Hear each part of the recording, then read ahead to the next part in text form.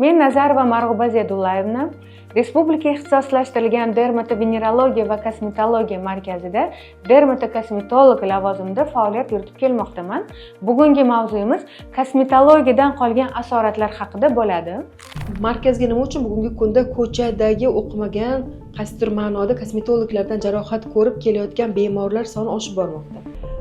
Bu insonlarni o'ziga bog'liq deb o'ylayman, chunki unaqa kosmetologlar endi kundan kunga oshib boraveradi, chunki bu daromad manbai hisoblanadi va ular vrach bo'lmagan holatda oddiy YouTube'lardan o'sha kosmetologik muolajalarni o'rganib, o'sha daromad topish maqsadida ular ishlayveradi, lekin insonlar o'zini sog'ligiga, yuziga bee'tibor bo'lmagan holatda bunday kosmetologlarga murojaat qilish kerak emas, lekin aslida unday emas. Bugungi kunda bunday kosmetologlarga ham murojaatlar ko'p. Shu sababli bizni dermatologiya markazimizga asoratlar bilan shikoyat qilib kelayotgan bemorlar ham soni ham ko'p. Asorat qoldiradigan kosmetologlar qayerda o'qishadi? Qaysi o'zini o'sha tajribasiga, ishiga tayanib bemorlarni bemalol kesib, yuzlarini tortib, lablarini ishirishgacha borishyapti? Aslida nafaqat kosmetologlar, hattoki biz dermatokosmetologlar ham jarrohlik amaliyotini bajarishga haqqli emasmiz. Uni faqatgina o'sha jarrohlar amaliyot bajarishadi bunday muolajalarni. Lekin bugungi kunda o'sha kosmetologlarimiz oddiy shogirdlik tushyapti yoki o'sha yuqorida aytib o'tgan oddiy o'sha YouTube'larda o'rganib o'sha muolajalarni bajarishyapti. Buni oqibatida albatta asoratlar ko'p. Chunki jarrohlikni bajarish uchun inson 10 yil o'qish kerak, necha yil tajriba qilish kerak, anatomiyalarni bilish kerak. Albatta bularni bilmagan holatda bu muolajalarni bajarishyapti. Bundan tashqari har xil fillerlarni yuborishyapti yuzga, masalan tanaga, ko'krak, o'sha yonbosh sohalariga, nafaqat fillerlarni, tanalarga yuborib bo'lmaydigan body oillar.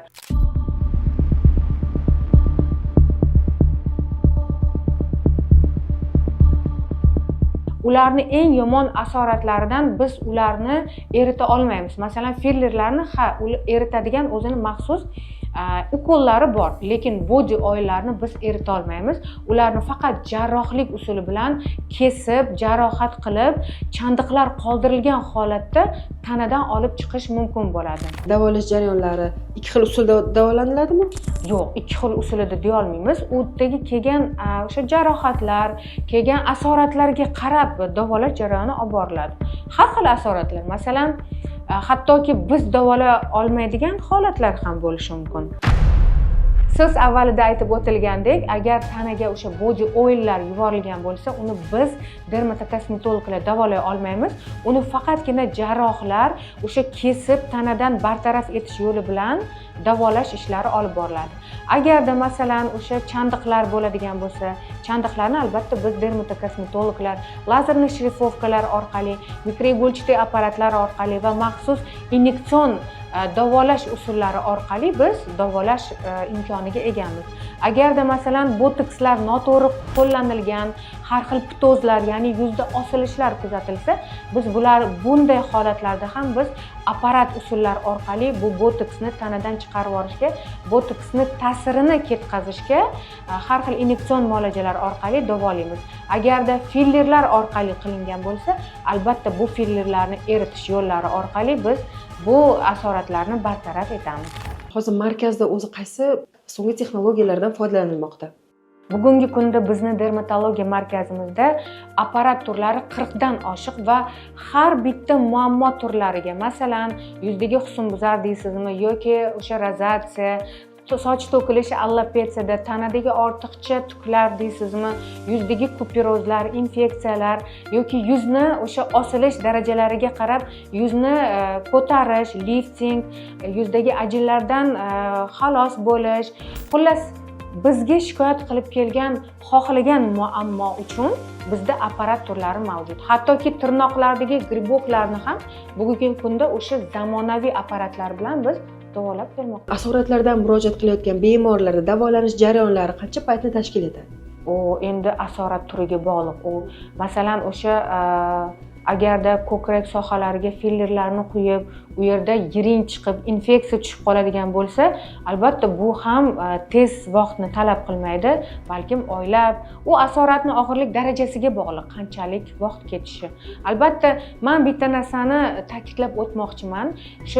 Shunday kosmetologga borayotgan bizni o'sha bemorlarimiz, patsientlarimiz pulni tejamoqchi bo'lishadi, lekin aslida bunday asoratlarni orttirib olgandan keyin o'sha tejamoqchi bo'lgan pullari 100 barobargacha ham chiqib ketishi mumkin. Qilingan xato evaziga hattoki u asoratlarda ular chandiqlar, orqaga to'g'rilab bo'lmaydigan holatlargacha.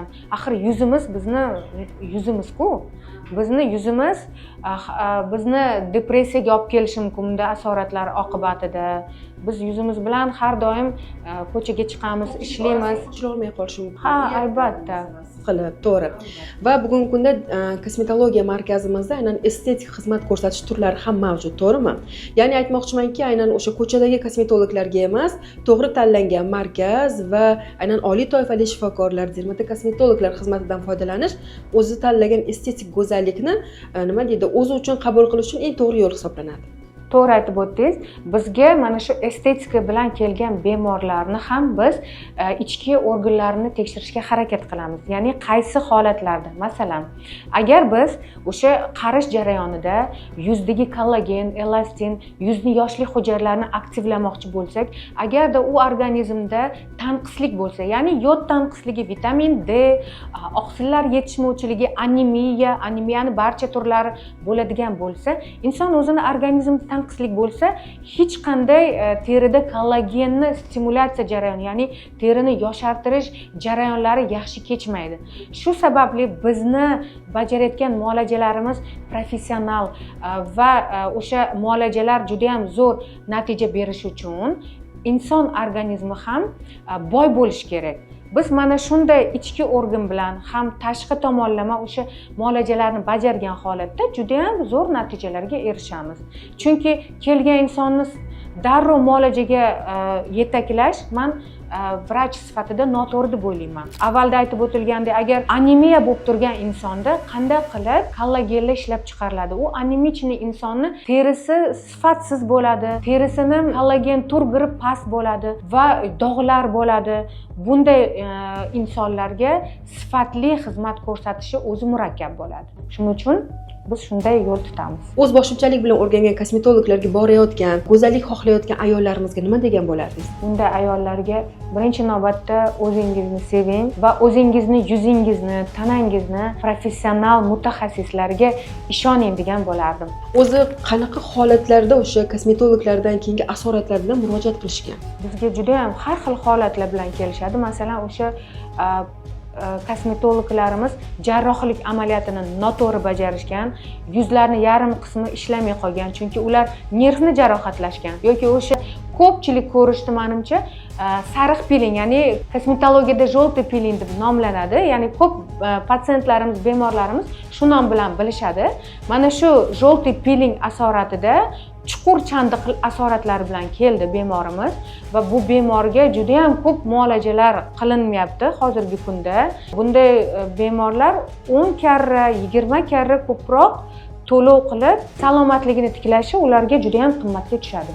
Bizni dermatologiya markazimizda sizni muammongizni bartaraf etuvchi barcha apparat turlari, lazer turlari, bundan tashqari professional darajadagi yetuk mutaxassislar mavjud.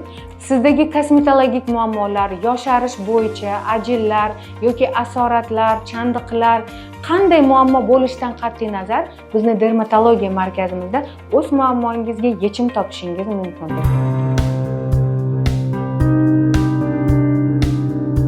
Ularda asosiy shikoyati oq dog'i ko'rayotganingizdek, bo'tda va qorin sohasida mana bu yerda paydo bo'lgan. Ular oq dog' kasalligimi deb juda ham qo'rqishgan.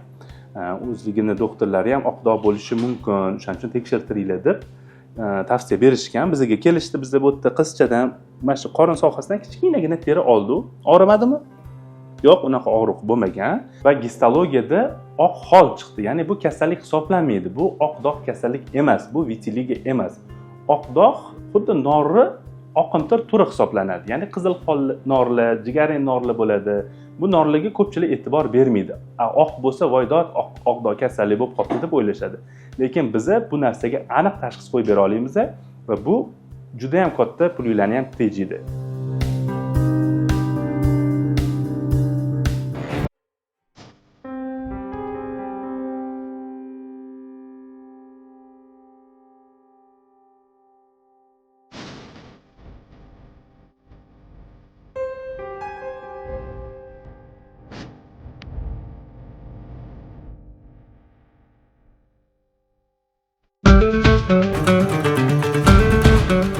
Respublika ixtisoslashtirilgan dermatovenerologiya va kosmetologiya ilmiy amaliy tibbiyot markazi O'zbekiston Respublikasining yetakchi tibbiy muassasalaridan biri bo'lib, dermatologiya, venerologiya va kosmetologiya sohalarida yuqori texnologik tibbiy yordam ko'rsatish bilan shug'ullanadi.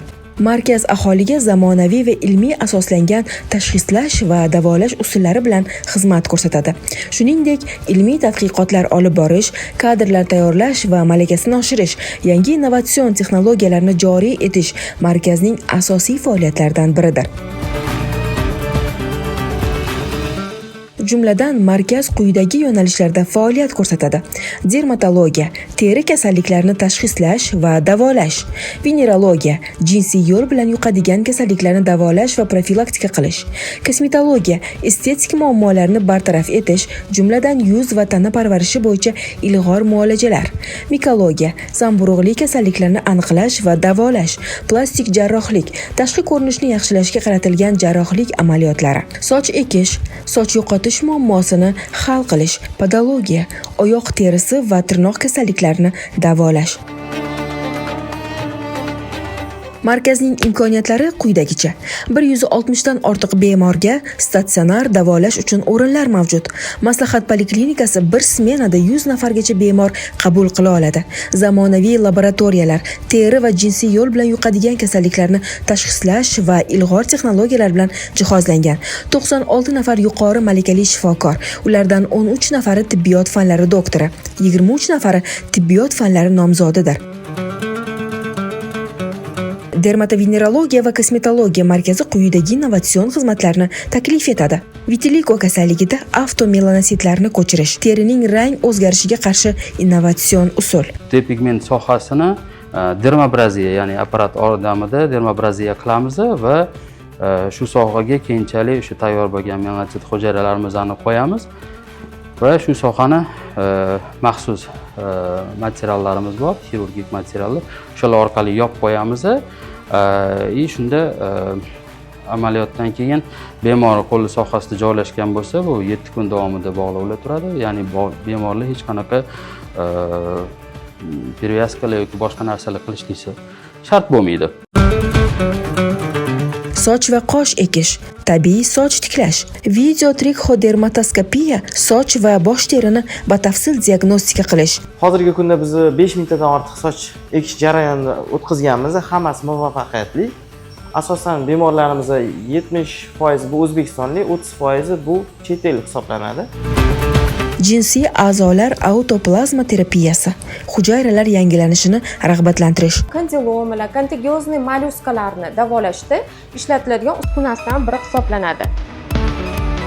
Plastika estetik jarrohlik, lazer texnologiyalari va zamonaviy jarrohlik usullaridan foydalanish. Hozir biz bemorimizda husnbuzarni davolash muolajasini o'tkazamiz. Bu ko'rib turganingizdek PGL lazer. Bu qon tomirlariga ta'sir ko'rsatadi, ya'ni husnbuzarga ta'sir etuvchi o'sha qon tomirlarni yallig'lanishlarni ketkazish uchun. Bundan tashqari yana propion bakteriya akneni o'ldirish uchun xizmat qiladi bu lazerimiz.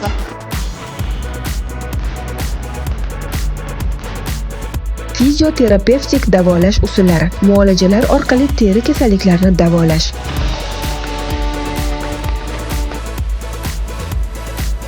Markaz o'zining yuqori malakali shifokorlari va zamonaviy tibbiy uskunalari bilan aholiga eng yaxshi tibbiy xizmatni ko'rsatishga intiladi.